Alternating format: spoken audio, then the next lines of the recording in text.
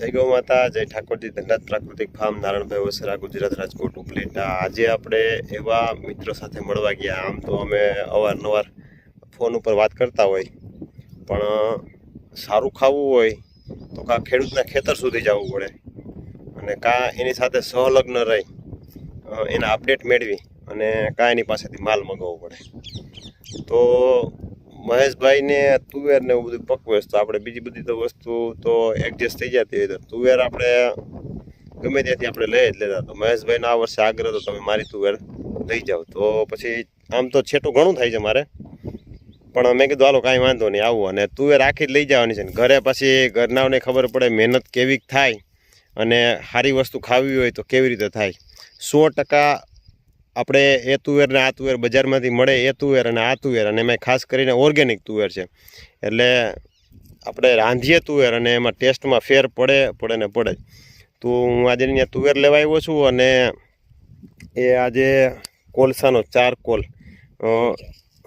એનો કંઈક અભિપ્રાય આપણે લઈ અને બહુ સારામાં સારું એનું રિઝલ્ટ પણ છે।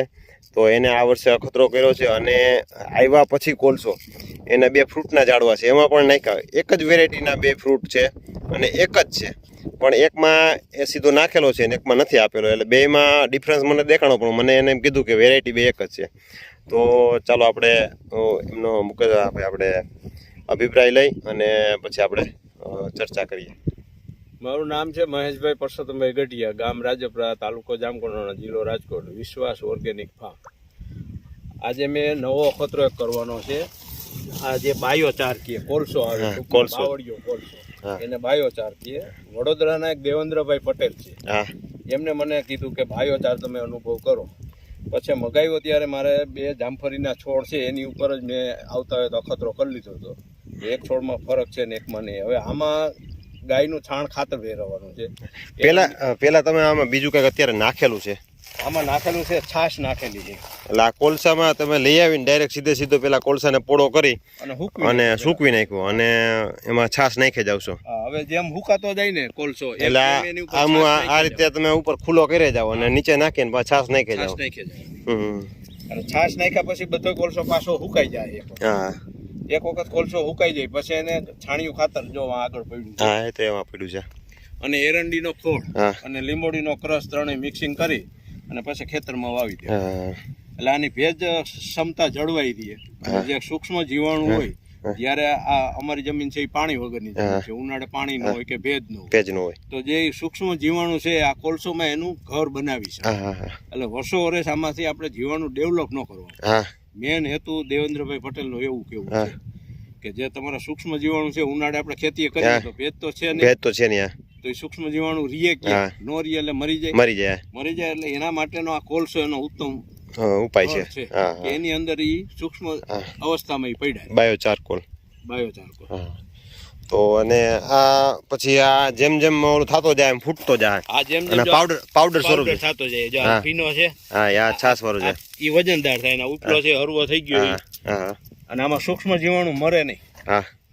આમાં એવા છિદ્રો હોય, એ માઇક્રોસ્કોપ થી દેખાય આપણને, નરી આંખ તો એનો મેન હેતુ તો એટલો જ છે કે સૂક્ષ્મ જીવાણુનો એની રહેવાની કોલોની આમાં બને, કોલોની બને। હા, વર્ષો વર્ષ ડેવલપ ન કરો, વર્ષો વર્ષ ડેવલપ ન કરે। આપણે પેલા ફ્રૂટના ઝાડ બાજુ જાય, આ જો પેલા આમાં ફ્રૂટના ઝાડ દેખાય ને બે ન્યા આપણે જાય, આ 2 જામફળીના ઝાડ છે। આમાં વિડીયામાં તો દેખાય કે ન દેખાય, પણ આમ બેયમાં ગ્રોથમાં બેયમાં ડિફરન્સ છે। એટલે મહેશભાઈએ લઈ આવ્યા અને આપણે કોઈ પણ વસ્તુ છે એનો પહેલાં અખતરો કરવો જોઈએ। એટલે આ ફ્રૂટના ઝાડવામાં તમે ગ્રોથ જોઈ શકતા હશો, અને આનો ગ્રોથ છે ખરી, પણ ઓછો ગ્રોથ છે, આનો ગ્રોથ છે એકદમ। પછી બીજા નંબરમાં એને મને આવ્યો ને ત્યારે જ મને કીધું હતું, ત્યારે મેં માટી ચેક કરી ને તો આ માટી થોડીક નરમ હતી અને પછી તૈડું નહોતી પડી, અને આ બાજુથી ક્યારો પીધો, આમ ઓલી બાજુ રીંગણીના છોડ છે ને એ ક્યારો પીતો આવ્યો, અને અહીંયા થોડુંક પાણી ભરાણું હોય, પણ તેમ છતાં અહીંયા ભેજ ઓછો હોય એવું લાગ્યું અને માટી થોડીક સખ્ત હોય એવું લાગ્યું। એટલે એક તો માટી નરમ થાય, ભેજ ક્ષમતા વધે, અને એ બધી એના કારણે, બરોબર ને મહેશભાઈ? બરાબર। આમાં ટૂંકમાં ભેજ જળવાઈ દે. ભેજ ચારકોલનો મેન હેતુ જે છે ભેજ જળવાઈ રહી માટી ઉઘાડે પૈકી આયલા તો તમને અનુભવ થયો. હા થયો અહીંયા તમને કડક જમીન, કડક લાગી ને નરમ લાગી, અહીંયા તમને નરમ લાગી. હા એટલો ફેર પડે. ઓલો પોપિયાનું શું કહેતા હતા તમે? એ પપૈયું આજે દોઢ જો મહિનાથી અહીંયા પાણી નથી ગયું. આ ફરતી જમીન છે ને, આમાંથી મરચી નીકળી ગઈ છે બરોબર, અને પેલા આપણે પોપિયા બાજુ જાય. અત્યારે એમનામ જ છે, લગભગ મરચી નીકળી ગઈ અને પાણી બંધ થયું અને 1.5 મહિનો. હા આમાંથી પાણી બંધ થયું ને એને લગભગ 1.5 મહિના આસપાસ થવા આવ્યું. પણ પોપિયામાં કન્ટિન્યુ ફ્રૂટિંગ ચાલુ છે અને પોપિયો હજી એમનામ એકદમ લીલોછમ છે. તો એમાં પણ બાયો ચારકોલ ટ્રીટમેન્ટ કરેલી છે, એ લઈ આવી નાખી અને કરેલી છે. તો એક વસ્તુ જે અલગ અલગ જે અખતરાઓ છે એમાં જે સફળ અખતરાઓ છે સફળ ખેડૂતના, તો એ બાજુ આગળ હાલવું. કેમ કે પાણી વગરની અત્યારની કેટલી જમીન એવી છે પ્રાકૃતિક ખેતી કરતા ખેડૂતોની જે સૂકી જમીન કહેવાય, તો એમાં ભેજ જળવાઈ રહે અને સૂક્ષ્મજીવોની કોલોની એમને બની રહે. તો પોપિયો એકદમ લીલોછમ છે. પાણી 45 દિવસથી આ પાણી નથી મળ્યું. 45 દિવસથી પાણી નથી મળેલું અને ફ્રૂટિંગ પણ છે. આ આગળના પોપૈયા અટાણનું ફ્રૂટિંગ જો, અત્યારનું ફ્રૂટિંગ ચાલુ છે હજી, અને ઉપર હજી એકદમ કૂણી કોયરે પણ ચાલુ છે. તો એટલે આ બાયો ચારકોલનો ફાયદા, અને લગભગ 1.5 મહિનાથી આ પાણી આવેલું છે નહીં.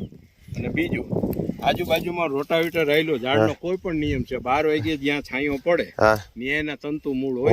હવે આ રોટાવેટર તંતુ મૂળ તોડી નાખ્યા. હા પપૈયો સુકાઈ જાવો છે.